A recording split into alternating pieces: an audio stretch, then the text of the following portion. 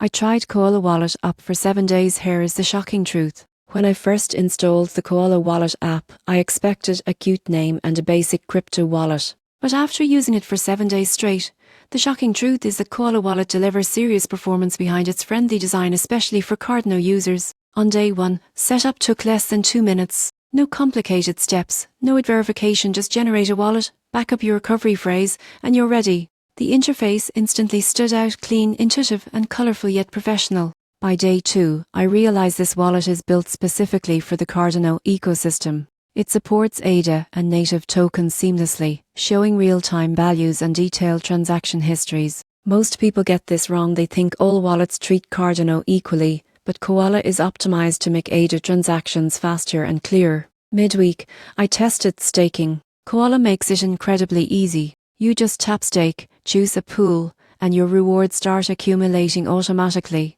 No technical jargon, no hidden fees. By day 5, I connected Koala to dApps using its web browser support.